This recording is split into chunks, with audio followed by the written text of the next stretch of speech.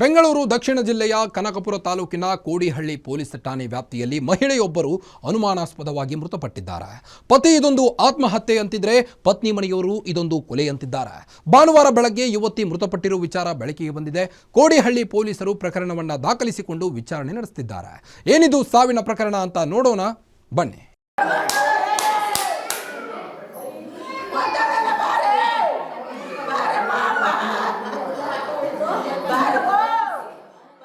ಮನೆಯ ಒಳಗಿರೋ swimming pool ಬಳಿ ಇರೋ ಮಹಿಳೆ ಮೃತದೇಹ ಕಂಡು ಮುಗಿಲು ಮುಟ್ಟಿರೋ ಕುಟುಂಬಸ್ಥರ ಆಕ್ರಂದನ.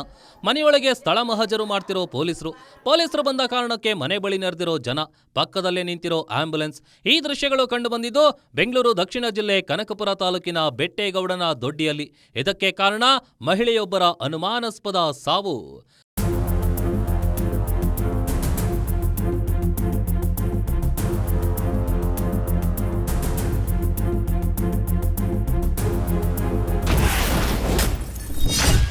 ಹದಿನಾಲ್ಕು ವರ್ಷದ ಹಿಂದೆ ಪ್ರೀತಿಸಿ ಮದುವೆಯಾಗಿದ್ದ ಜೋಡಿ.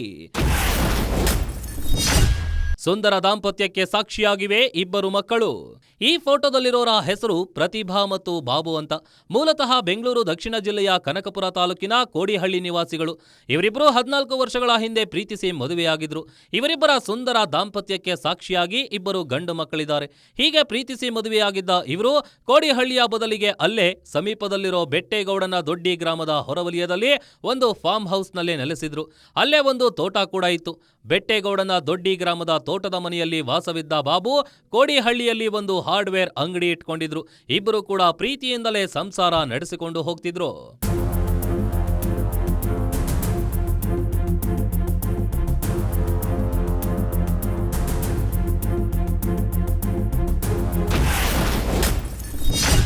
ಮೊದಲೇ ಅಕ್ಕನ ಮಗಳ ಜೊತೆ ಬಾಬು ಏರಿದ್ದ ಹಸೆಮಣೆ.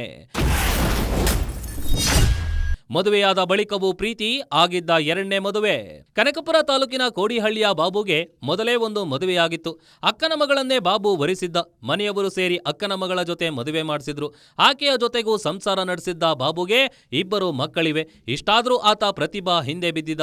ಪ್ಲೀಸ್ ನನ್ನನ್ನ ಪ್ರೀತಿಸು ಅಂತ ಆಕೆಯ ಬಳಿ ಗೋಗರ್ದಿದ್ದ. ಆತನಿಗೆ ಈಗಾಗಲೇ ಮದುವೆಯಾಗಿದೆ ಅಂತ ಗೊತ್ತಿದ್ದೋ ಗೊತ್ತಿಲ್ಲದೆಯೋ ಪ್ರತಿಭಾ ಈತನನ್ನ ಮದುವೆಯಾಗಿದ್ಲು. ಆಕೆಗೆ ಮದುವೆಯಾದಾಗ ಕೇವಲ 15 ವರ್ಷ ಅನ್ನೋದು ವಿಚಿತ್ರವಾದ್ರೂ ಸತ್ಯ. 2 ಮದುವೆಯಾಗಿ ಇಬ್ಬರ ಜೊತೆಗೂ ಬಾಬು ಸಂಸಾರ ಮಾಡ್ಕೊಂಡು ಹೋಗ್ತಿದ್ದ. ಈ ಮೂಲಕ ಇಬ್ಬರ ಹೆಂಡಿರ ಮುದ್ದಿನ ಗಂಡ ಅಂತ ಕರೆಸಿಕೊಂಡಿದ್ದ. ಈ ಅಪ್ಪನಿಗೆ ಇಬ್ಬರು ಹೆಂಡತಿ, ಅಕ್ಕನ ಮಗಳನ್ನೇ ಕಟ್ಕೊಂಡಿದ್ದ. ಮೊದಲು ಕಟ್ಕೊಂಡು 2 ಮಕ್ಕಳಿದ್ದಾರೆ, ಸಮ ಮಕ್ಕಳಿದ್ದಾರೆ ಸರ್. 2 ಮಕ್ಕಳಿದ್ದಾರೆ. ಕಟ್ಕೊಂಡು ಈ ಹುಡುಗಿನ ಮಾಡ್ಕೊಂಡು ಚೆನ್ನಾಗೇ ಇದ್ರು ಸಹ.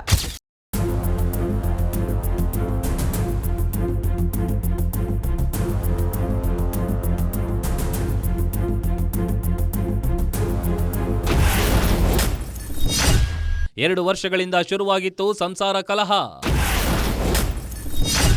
ಮೊದಲ ಹೆಂಡತಿಯ ಕಾಟ, ಎರಡನೇ ಹೆಂಡತಿಗೆ ಟಾರ್ಚರ್.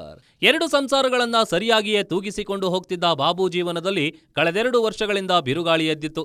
ಅಕ್ಕನ ಮಗಳನ್ನೇ ಮೊದಲ ಮದುವೆಯಾಗಿದ್ದ ಬಾಬುಗೆ ಆಕೆ ಕಾಟ ಕೊಡೋಕೆ ಶುರು ಮಾಡಿದ್ಲು. ಸಂಸಾರ ಅಂದಮೇಲೆ ಸಣ್ಣ ಪುಟ್ಟ ಕಲಹಗಳು ಸರ್ವೇ ಸಾಮಾನ್ಯ ಬಿಡುವಂತ ಮನೆಯವರು ಹೆಚ್ಚು ತಲೆ ಕೆಡಿಸ್ಕೊಳ್ಳೋಕೆ ಹೋಗಿರಲಿಲ್ಲ. ಆದ್ರೆ ಮೊದಲ ಹೆಂಡತಿ ಕಾಟ ಕೊಟ್ಟ ದಿನ ಎರಡನೇ ಹೆಂಡತಿ ಮನೆಗೆ ಬರ್ತಿದ್ದ ಬಾಬು ಆಕೆಗೆ ಟಾರ್ಚರ್ ಕೊಡ್ತಿದ್ದ ಅಂತ ಪ್ರತಿಭಾರ ಅಜ್ಜಿ ಹೊಂಬಾಳಮ್ಮ ಆರೋಪಿಸಿದ್ದಾರೆ. ಪ್ರತಿಭಾ ಮಗಳು ಸಹ ಎಷ್ಟು ವರ್ಷ ಆಗಿತ್ತು ಅವ್ರ ಮದುವೆಯಾಗಿ? 14 ವರ್ಷ ಆಗಿತ್ತು ಸಹ. ಅಲ್ಲೂ ಮ್ಯಾರೇಜ್ ಮಾಡ್ಕೊಂಡಿದ್ರು ಸಹ. ಇಷ್ಟಪಟ್ಟಿ ಆಗಿದ್ಲು ಅವಳು. ಇಷ್ಟಪಟ್ಟಿಯಾಗಿ 7 ಗಂಡು ಮಕ್ಕಳಾದ ಸಹ. ಅವಳು ಬಂದಿಲ್ಲ, ನಾವು ಸಂತ ಕೋಡಹಳ್ಳಿಯಿಂದ ಬಂದಿಲ್ಲಿ ಮನೆ ತಗೊಂಡು ಜಾಗ ತಗೊಂಡು ನನ್ನ ಮಕ್ಳಿಗೆ ಇಲ್ಲಿಂದ ಜಾಗ ತಗೊಂಡು ಕಟ್ಟಿಸ್ಕೊಂಡ್ಲು ಸಹ. ಅದು ಒಂದು ಫಸ್ಟ್ನೇ ಮಗ 6 ವರ್ಷ ತುಂಬಿ 7 ವರ್ಷಕ್ಕೆ ಬಿದ್ದಿದೆ. ಇನ್ನೊಂದು ಮಗ 1 ವರ್ಷದ್ದು. ಆ ಮಗ ಹುಟ್ಟು ತವಿಂದನ ಇದೇ ಗಂಡ ಹೆಂಡತಿ ಜಗಳ ಮಾಡೋರು ಸಹ. ಜಗಳ ಮಾಡಿದ್ರು ನಾನು ಹಂಗೆ ಹೊಂಟೈತೀನಿ ಹಿಂಗೆ ಹೊಂಟೈತೀನಿ ಇವನ ಹತ್ರ ಇರೋಕ್ಕಾಗಲ್ಲ ಅಂತ ದೊಡ್ಡ ಹೆಂಡತಿ ಏನೋ ಜಗಳ ಮಾಡಿದಾಗಲ್ಲ ಯಪ್ಪ ಬಂದು ಇಲ್ಲಿ ರೋಪ್ ಹಾಕೋರು.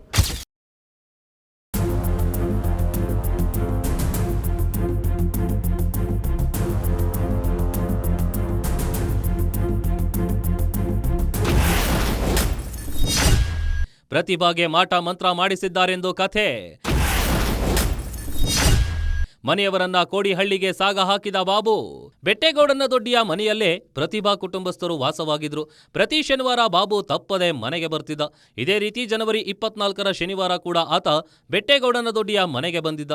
ಮನೆಗೆ ಬಂದು ತೋಟದಲ್ಲಿ ಕೆಲಸ ಮಾಡಿದ್ದ. ಸಂಜೆಯಾದ ಬಳಿಕ ಪ್ರತಿಭಾ ತಾಯಿ, ಅಜ್ಜಿ, ಸಹೋದರನನ್ನ ಕೋಡಿಹಳ್ಳಿಗೆ ಹೋಗಿ ಅಂತ ಹೇಳಿದ್ನಂತೆ. ಪ್ರತಿಭಾಗೆ ಯಾರೋ ಮಾಟ ಮಂತ್ರ ಮಾಡಿಸ್ಬಿಟ್ಟಿದ್ದಾರೆ, ಆಕೆಗೆ ಹಿಡಿದಿರೋ ಪ್ರೇತಾತ್ಮವನ್ನ ಬಿಡಿಸ್ತೀನಿ ಅಂತ ಹೇಳಿ ಪ್ರತಿಭಾ ಮನೆಯವರನ್ನ ಕೋಡಿಹಳ್ಳಿಗೆ ಹೋಗುವಂತೆ ಒತ್ತಾಯ ಮಾಡಿದ್ದ. ಬಾಬು ಒತ್ತಾಯಕ್ಕೆ ಮಣಿದು ಪ್ರತಿಭಾ ಮನೆಯವರು ಕೋಡಿಹಳ್ಳಿಯಲ್ಲಿದ್ದ ಆಕೆಯ ಸಹೋದರಿ ಮನೆಗೆ ಹೋಗಿದ್ರು. ಅದೇನಾಯ್ತು ಎತ್ತಾಯ್ತು ಅಂತ ಗೊತ್ತಿಲ್ಲ, ಯಾವುದೋ ಗೋರಿ ಹೇಳವನೇ ಅಂದ್ಬಿಟ್ಟು ಒಂದಿಮೂಳೆಯಲ್ಲಿ ಮಾಡಿಸ್ಬಿಟ್ಟವನೇ ಅಂದ್ಬಿಟ್ಟು ಪ್ರತಿ ಶನಿವಾರ ನಮ್ಮನ್ನ ಇಲ್ಲಿ ಇರ್ಸ್ಕೊತಾರೆ. ನಮ್ಮ ದೊಡ್ಡಕ್ಕನ ಮನೆಗೆ ಹೋಗ್ತಾ ಇದ್ದವು. ದೊಡ್ಡಕ್ಕನ ಮನೆಗೆ ಹೋಗ್ಬೇಕಾರೆ ಇವ್ರು ನೆನ್ನೆ ನಾನು ಹಂಗಾರು ಹೋಗಲ್ಲ ಅಂತ ಅಂದೆ.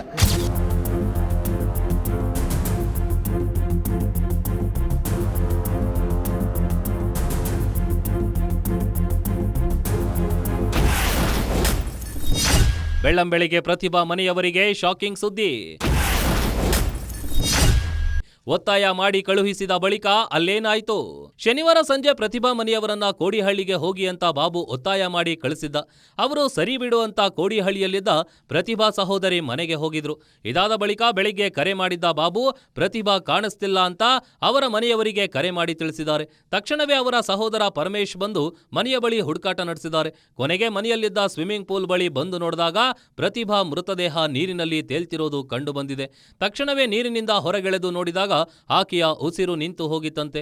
ಹೀಗಾಗಿ ಮನೆಯವರನ್ನ ಒತ್ತಾಯ ಮಾಡಿ ಕಳುಹಿಸಿದ ಬಳಿಕ ಅಲ್ಲೇನಾಯ್ತು ಅನ್ನೋದು ನಿಗೂಢವಾಗಿದೆ.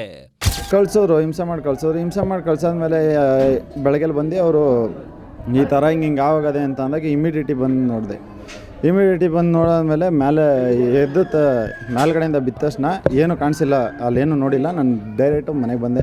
ಮನೆಯೆಲ್ಲ ನೋಡಿದೆ. ಬಂದ್ಬಿಟ್ಟು ಇಲ್ಲಿ ಬಾಗಿಲು ತೆಗೆದ್ಬಿಟ್ಟು ಎಲ್ಲ ಇದು ಮಾಡಿದೆ. ಹೋಗಿ ಅಲ್ಲಿ ನೋಡಿದೆ, ಮಾಮೂಲಿ ಡೆತ್ತ ಹೋಗಿತ್ತು. ಮೇಲ್ಗಡೆ ಬಾಡಿ ತೇಲ್ತಾಯಿತ್ತು. ಸತ್ತು ಒಂದು ಅರ್ಧ ಗಂಟೆ ಏನು ಆಗಿಲ್ಲ, ಜಾಸ್ತಿ ಒಂದು 5 ಓವರೇನೇ ಆಗಿದೆ. 5 ಓವರ್ ಆಗಿನ ಮುಂಚೆ ಯಾವುದೋ ಬಾಡಿ ಮೇಲೆ ಕೆದೋಳಲ್ಲ.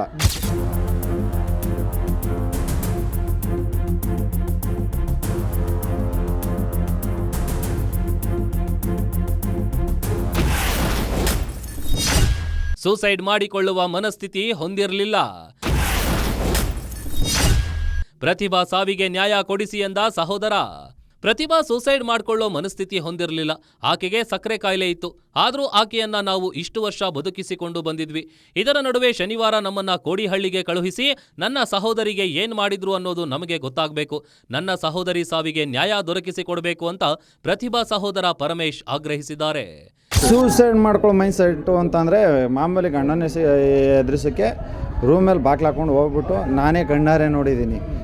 ಇದು ಹಾಸಿಗೆ ಮೇಲೆ ಆರಾಮಾಗಿ ಕೂತ್ಕೊಂಡು ಮೊಬೈಲ್ ನೋಡೋರು. ಅವ್ರು ಆ ಥರ ಸೂಸೈಡ್ ಮಾಡ್ಕೊಳ್ಳೋ ಇದೇ ಇಲ್ಲ ಅವ್ರಿಗೆ. ಶುಗರ್ ಇರೋರು ಅವಳು ಅವಾಗೇ ಸತ್ತೋಗ್ಬೇಕು. ಇಷ್ಟು ವರ್ಷದಿಂದ ನಾವು ಕಾಪಾಡ್ಕೊಂಡು ನಾವು ಇದೆಲ್ಲ ಮಾಡ್ಕೊಬಂದಾದ್ಮೇಲೆ ಇಲ್ಲಿ ಬಂದ್ಬಿಟ್ಟು ಸೂಸೈಡ್ ಮಾಡ್ಕೊಳ್ಳುವಂಥದ್ದೇನು ಅಷ್ಟು ಕ್ಲೀನಾಗಿ ಅಡುಗೆ ಮಾಡಿ ಎಲ್ಲ ಇದು ಮಾಡಿ ಎಲ್ಲ ನಮ್ಮನ್ನ ಅಲ್ಲಿ ಕಳಿಸಿ ಎಲ್ಲ ಇದು ಮಾಡೋರೆ.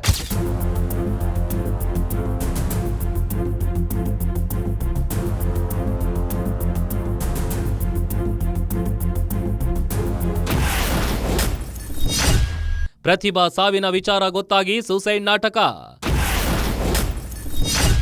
ಬಾಬು ವಶಕ್ಕೆ ಪಡೆದು ಪೊಲೀಸರಿಂದ ವಿಚಾರಣೆ.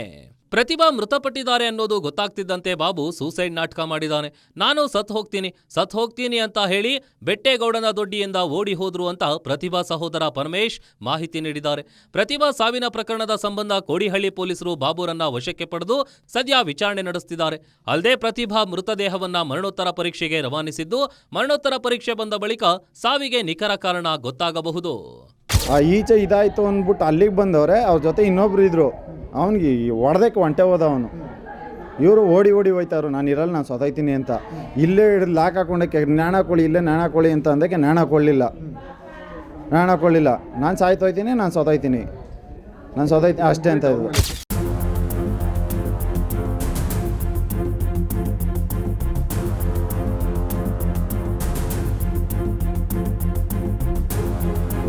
ಒಟ್ಟಾರೆ ಆದರೆ ಪ್ರತಿಭಾ ನಿಗೂಢವಾಗಿ ಮೃತಪಟ್ಟಿದ್ದಾರೆ. ಪೊಲೀಸರು ಸದ್ಯಕ್ಕೆ ಆಕೆಯ ಪತಿ ಬಾಬು ವಶಕ್ಕೆ ಪಡೆದು ವಿಚಾರಣೆ ನಡೆಸುತ್ತಿದ್ದಾರೆ.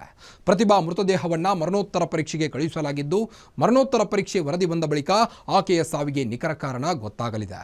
ಒಟ್ಟಾರೆಯಾಗಿ ಒಂಟಿ ಮನೆಯಲ್ಲಿದ್ದ ಸ್ವಿಮ್ಮಿಂಗ್ ಪೂಲ್ ಬಳಿ ಮಹಿಳೆ ಮೃತದೇಹ ಸಿಕ್ಕಿದ್ದು, ಸಾವಿನ ಪ್ರಕರಣ ನಿಗೂಢವಾಗಿದೆ. ಇದಾಗಿತ್ತು ಈ ಹೊತ್ತಿನ ವಿಶೇಷ. ನೋಡ್ತಾ ಇರಿ ಗ್ಯಾರಂಟಿ ನ್ಯೂಸ್, ಸುದ್ದಿ ಖಚಿತ, ನ್ಯಾಯ ನಿಶ್ಚಿತ.